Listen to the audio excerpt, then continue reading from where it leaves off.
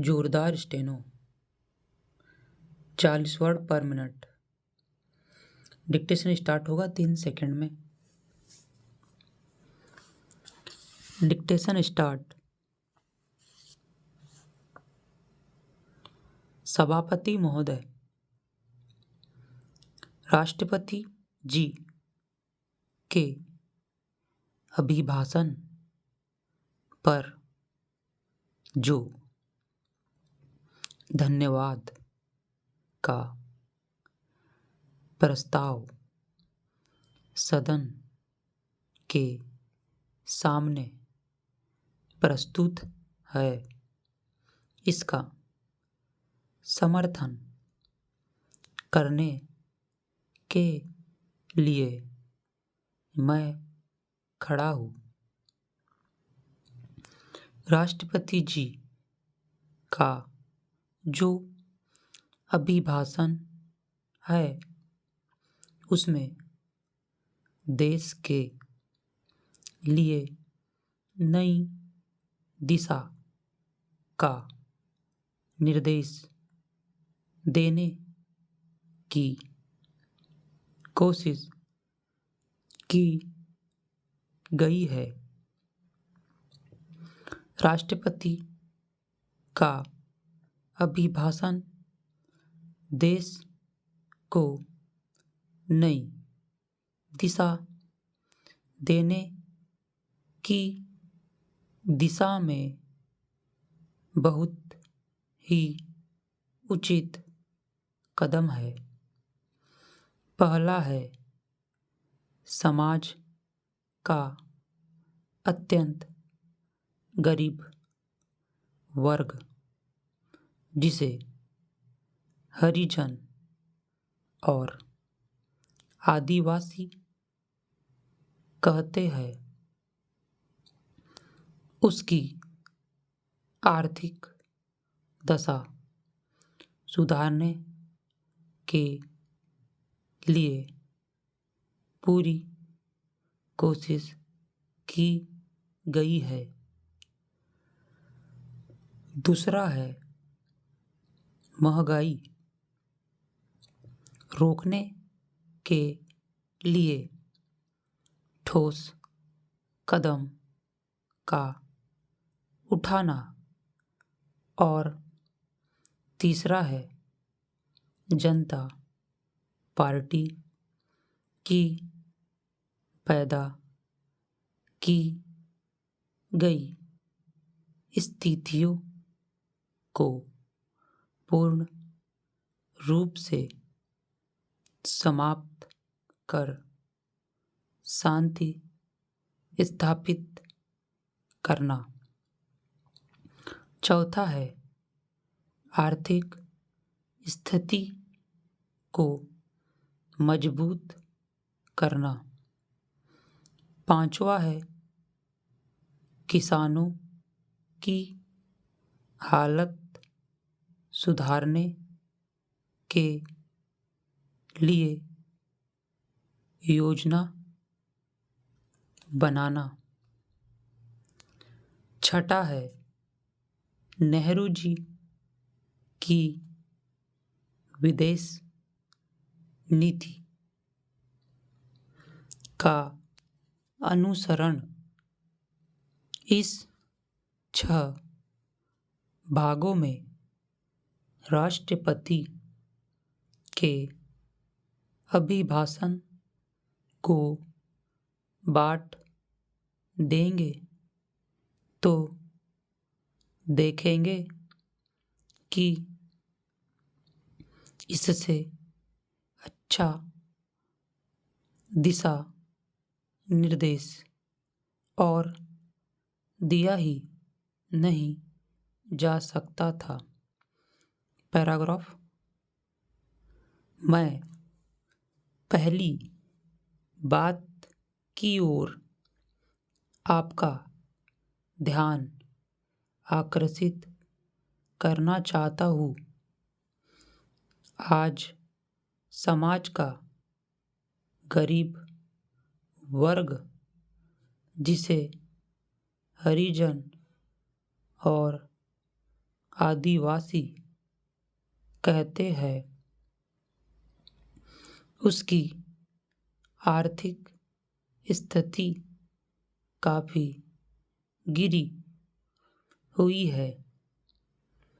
आज आप उस गांव में जाए जहां हरिजन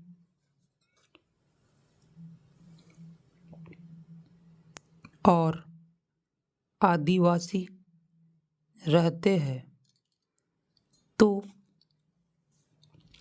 उसकी आर्थिक दशा और उनका रहन सहन देखकर आप यह महसूस करेंगे कि यह तो आदमी के रहने के घर नहीं है, बल्कि पशु के रहने का घर है। हमारे प्रधानमंत्री जी के कुशल नेतृत्व में 20 सूत्री कार्यक्रम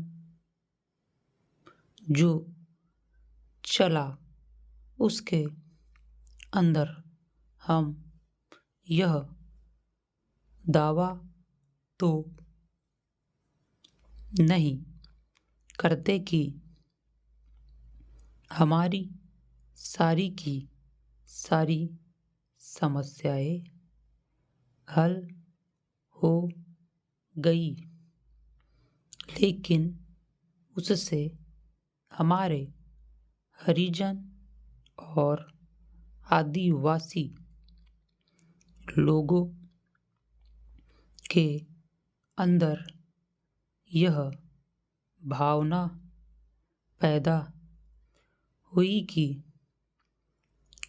आज की सरकार ही एक सरकार है जो उनकी दशा में सुधार ला सकती है और उनकी आर्थिक हालत में परिवर्तन ला सकती है। मैं इस संबंध में कुछ सुझाव भी आपके सामने रखना चाहता हूँ। आप जानते हैं कि 20 सूत्री कार्यक्रम के अंतर्गत हरिजन और आदिवासी को कुछ जमीन दी गई थी, परंतु लोक दल तथा अन्य सरकार के जमाने में उनकी वह जमीन जो उनसे छीन ली गई थी, उनको फिर से उस पर बसाने की कोशिश की जाए। मैं सरकार से यह कहना चाहता हूँ कि हरिजन को सिर्फ जमीन देना ही काफी नहीं है, उनको जमीन अवश्य दी जाए और इस काम को वह अपना मुख्य काम समझकर करे, लेकिन उसके साथ साथ उनकी शिक्षा की जिम्मेदारी भारत सरकार अपने हाथ में ले और प्रत्येक इलाके में तहसील के स्तर पर एक स्कूल हरिजन बच्चों के पढ़ने के लिए बनाया जाए। जब तक हरिजन में शिक्षा नहीं आएगी तब तक उसे आर्थिक ढांचे से सुधार नहीं आ सकता। इस अल्फाज के साथ मैं अपना भाषण समाप्त करता हूँ। स्टॉप।